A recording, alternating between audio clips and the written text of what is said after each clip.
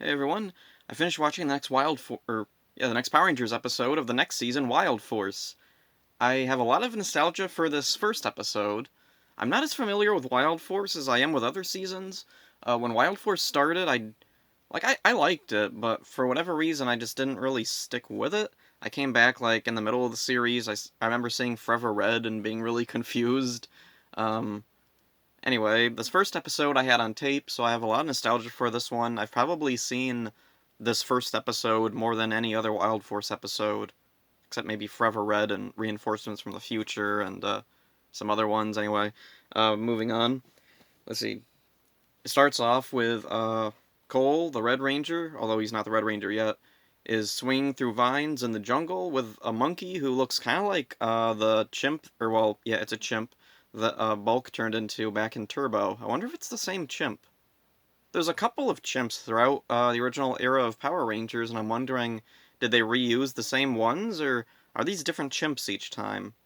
Uh, I just thought that would be interesting. Anyway, the weird thing is Cole apparently was raised by this tribe living in the jungle, and we don't know who the tribe is or where the jungle is. It's also kind of weird because the tribe is just all sorts of people. There's black people, there's Asian people, there's white people like Cole. Uh, there's probably other ethnicities I can't even see because there's only like two or three that we see really prominently. Let's see, the chief is, I assume it's the chief. He's the guy who is like apparently running the ceremony. He gives Cole a bunch of stuff and tells him to find his destiny. And then there's a couple of black guys prominently like in front of the screen, but they don't have any lines. There's, I think, some Asian guy. I don't know the specific ethnicity because you never really get a good look at them or anything. They're just in the background, and that's weird. It adds a bit of depth, and it's also something I never thought about as a kid. Like as a kid, it just made perfect sense. Oh yeah, a group of people live in the jungle. I didn't even think about the fact that they were a mixed race tribe, and I don't know. All I can guess is I don't know. They probably started as like one race, and then they just adopted more into their tribe, like it's established that they adopt people. They talk about they found Cole. So anyway, the stuff they give him, there's a photo of this couple with a baby, and then there's a red sphere, and the guy tells Cole that we found these in the field next to you where we found you as a baby. And so then they send Cole out in a canoe to find his destiny. So then yeah, we see Cole go out in the canoe. Everyone's waving goodbye, and it's a really cool scene. It's all really well made. I like it. Might just be nostalgia talking because I really like the opening of this. There's just something so surreal and weird about the whole opening, and it fits Power Rangers so well. So, let's see. We see in a city somewhere, there's some big monster flying through the sky. It lands on top of a building, and then suddenly a bunch of Power Rangers show up to stop him. It's a bunch of people in multicolored suits with helmets, so they're Power Rangers. Let's see. One of the really cool things with this fight, there's like no sound effects. It's just music, and it gives the whole fight this really eerie atmosphere, like a really mysterious tone to everything. I really like that. It's a cool way to build up some tension. So the fight goes on for a while, there's some really cool effects, and then another monster shows up and helps the other monster get away, and then the Rangers demorph, and we get to see who the Rangers are for this season, and that's a really cool moment. I remember being a really little kid and seeing this for the first time, and let's see, I remember seeing these characters, and like at the time, like I was still used to Time Force, so it was kind of weird seeing new Rangers who weren't Time Force. Like, but I was like used to it at that time because I'd seen every Power Ranger season. I knew that they would change the cast every year now, so I don't know. I don't know what I'm talking about. It was just a weird moment when I was a kid, being like, "Oh yeah," and they still switch out the cast, right?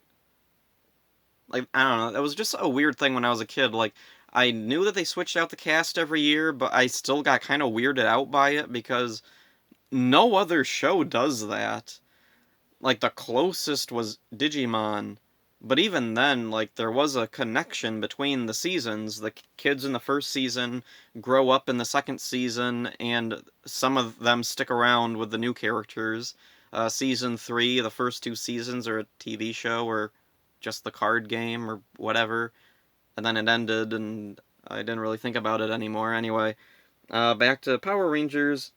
Let's see, the Rangers demorph, and we actually do get kind of a feel of the Rangers just by their lines and their body language and the way they talk. And let's see, one of them says, "We need another Ranger," and then the Yellow Ranger demorphs, "Come on, guys, we've been doing fine on our own." I love that. Anyway, let's see, back to this thing. Cole makes it into the city. He's asking around for if anybody knows the people in the picture. Oh, and the picture is black and white, which I'm wondering if that was... is it supposed to be like a really old picture? Because Cole isn't that old.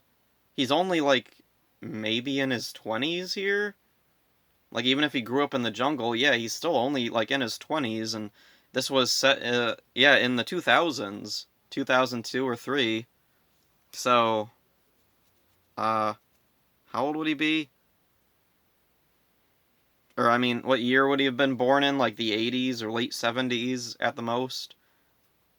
Black and white cameras weren't really that common that at that time, were they? Or maybe this was taken from a newspaper. I know later in the series they do show like there's a newspaper with that picture, but whatever. I'll get to that when I get to it. So Cole's asking around to see if anybody knows who the people are, which is kind of funny and silly, but also kind of makes sense because he's lived his whole life with this one tribe in the jungle and probably doesn't realize that there's so many people in the world, and it's hard for him to comprehend, like, not being able to know everyone. So he probably assumes, oh, well, there's a bunch of people here, they must know who these people are, right? I don't know. I'm that's just my fan theory. I don't know if it's actually the intention they were going for in the show, or uh, that's what it feels like. So anyway, Cole even asks a dog, and he seems to understand the dog, which is a neat little point that doesn't often come back in the show, if I remember right. So then, uh, obviously, the dog doesn't really know how to respond, and then Cole goes to sleep, and then he overhears the dog getting picked up by this animal testing lab truck. He chases the truck, and he goes into the lab, and he releases all the animals, and he's chased out by two of the lab people that work there, and then... oh yeah, then there's a weird scene. I remember as a kid, I was like, oh man, this is a really important scene here, where it cuts away and we see Cole escaping the animal lab is being watched through this like magic fountain by some mysterious woman in white, and we don't know who she is yet. We don't know why she's watching him, but it's a really cool scene, and it does turn out to be important. I was right. Little kid me was right. And so then the two lab technicians, it turns out, yeah, we learn about the villains of the season from them.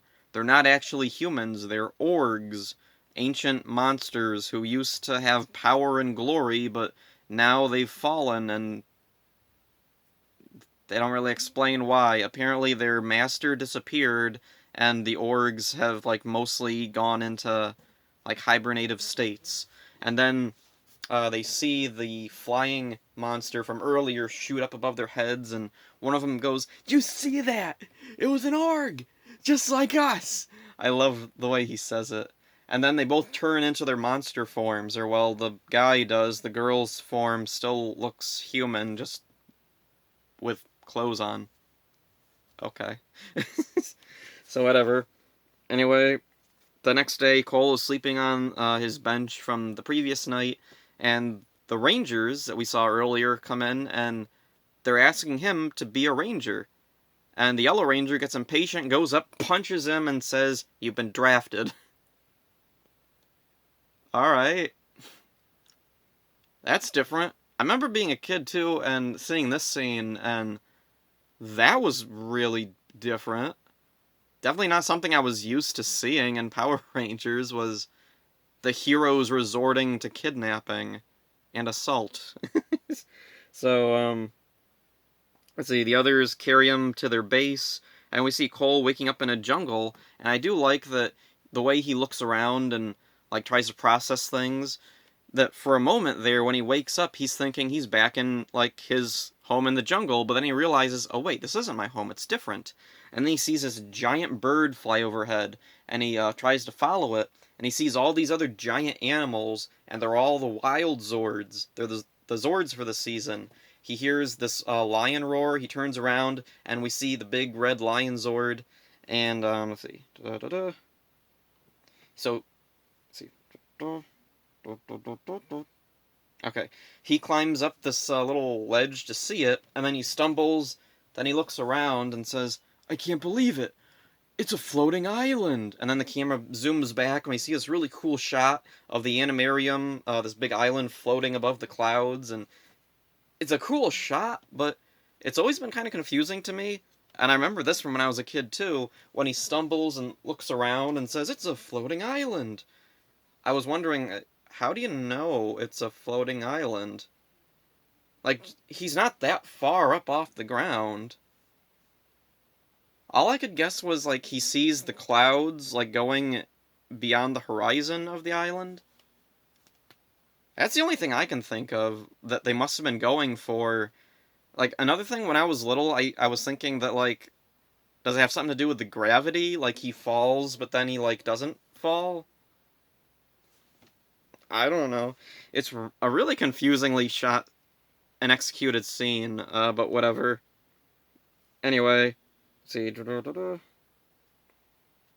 Looking through my notes here. Oh yeah, let's see. Cole can communicate with the Red Lion Zord, and he realizes it has some kind of connection to the little red sphere he has. And then we get a closer look at the sphere, and we can see a tiny little version of the Zord in it. So that's cool. So then he meets Princess Shayla, who introduces him to the animarium, and, Okay, there was a glitch in my notes for a second, but I got it fixed. So anyway, Princess Shayla introduces him to the animarium, and then the other rangers, and all the other rangers reveal that they have colored spheres with Zords in them too. And, let's see. Oh yeah, the fountain starts to, like, bubble up. Shayla goes over and tells the other rangers that there's an org attack. And then, the Yellow Ranger, Taylor, gives... Oh wait.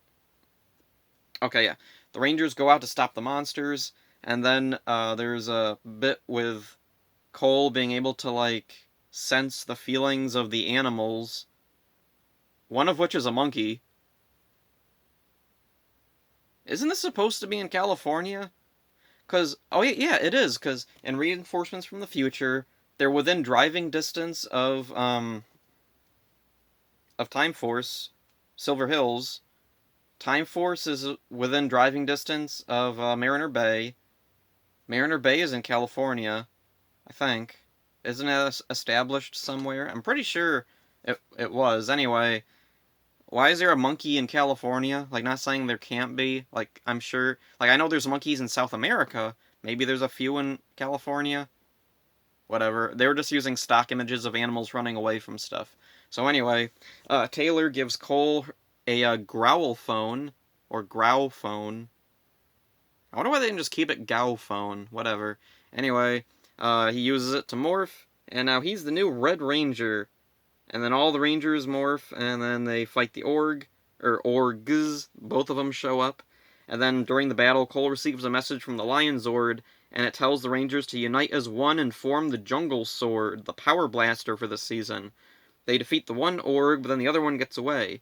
The other Org, when he's running away, he runs into Jindrax and Toxica, the lab workers who were actually Orgs in disguise. And he looks at them and says, "You each have one horn! You must be Duke Orgs!" And that sets up the kind of sort of monster hierarchy this season, where most of the monsters have two horns, and then, like, the more powerful, like, leader monsters have one horn. It's a different concept, I guess. Oh well, whatever. It works for the season, so I don't mind. So then Jindrax and Toxica give this org the ability to grow giant. So then the other org grows giant, and the Rangers are like, "Oh no, what are we gonna do? They've never been this big before." And then, let's see. Oh yeah, the Rangers' sabers start to glow, along with the spheres, or crystals. Yeah, that's a weird thing. They call the round spherical things crystals. Okay. I would have just called them spheres, whatever. They plug them into the sabers, and then they're able to summon their Zords, and with the Zords' help, they defeat the giant Org, and then. Let's see. Da-da-da-da. Oh, yeah, then there's a really weird thing. A narrator pops up at the end of the episode and talks about how the adventure is just beginning, or something like that. I remember that as a kid was kind of weird. Like, I was like, huh, I don't think I've heard a narrator in Power Rangers before. That's not really necessary either. Like, there are a few times where, like, over the end credits, there'd be, like, a voice saying, next time on Power Rangers, this would happen or that would happen, and blah, blah, blah. But it wasn't that. It was just a narrator pops up and tells us that the first episode happened. Alright, sure, why not? I read that the narrator was like a holdover from Gal Ranger, but it's weird because it doesn't really pop up that often. The narrator only shows up, what, like maybe 3 or 4 times, if that, in the whole series, whatever. So anyway, the premiere is really fast-paced and it does a really good job of introducing a lot of the season's elements all at once. Like, it's really efficient, it's really fast. I really like how they're able to get it all out so quickly. Let's see. Oh yeah, and then there's an interesting thing. When Taylor punches Cole and tells him he's been drafted, it made me remember like the weird I don't exactly know what to call it, like a misconception about Power Rangers. People will say that Zordon drafted the original Rangers when well, not really. He like gave them every chance to like turn it down. They could have. In fact, they did at the beginning and he just let them keep the morphers for a while. Huh. I'm not sure why he let them keep the morphers if he was just gonna let them go. Okay, whatever. Oh, then there was an interesting thing I found out on Ranger Wiki that I never knew. The guy who plays human Jindrax at the beginning is the guy who would take over as the voice of Org Jindrax later in the series when the first voice actor left. I don't know why the first voice actor left. Also, I don't know why they didn't just have the normal human guy do the voice, because they sound alike. There's not a whole lot of difference. I don't know, maybe the guy who played human Jindrax was planned to be the voice, but then he had to leave, and that's why we don't see the human form of Jindrax and Toxica much? Or not at all? Yeah, that's a weird thing. We don't see human Jindrax and Toxica at all in the rest of the season. Huh. Whatever. Anyway. Oh yeah, the photo that Cole is given at the beginning, you can see that next to the couple with the baby, there's a third person, but the picture is cut off there. All we can see is like their shoulder and their arm, and like it's just a black blob, and it gives some mystery as to, who could that be? And it's a really neat thing that has a really good payoff later in the season. So overall oh yeah, the music is great. I really like the music. I really love back in the original Saban era, each season the music had its own feel, its own tone and personality. When the Disney seasons took over, we really didn't get that as much. A lot of the times they would just have kind of stock music, or they'd have like the same people doing the music for every season, and they wouldn't really try to differentiate it at all. The only season that like really stands out as having different music in the Disney era is RPM. And then after that, in Neo Saban, they were still using stock music. Why? And it's like really common stock music, like it's the stuff that 4Kids used in a lot of their shows. And I have no idea why in the world, when Saban took over the show again, why were they still using it? You have composers. Saban himself like writes music. How? Whatever. Anyway, um, Wild Force's music is really good, but I am kind of missing the old music they would have like in Mighty Morphin up until Turbo, where we had like rock and synth type of music.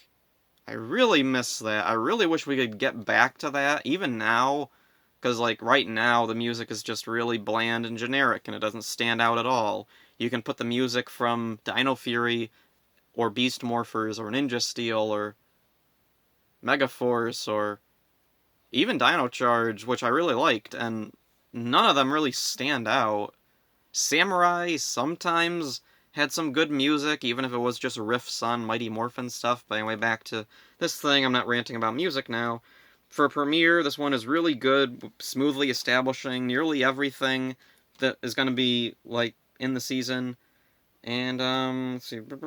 So yeah, this will be fun, because, like I said at the beginning, I'm not as familiar with Wild Force as I am with other seasons.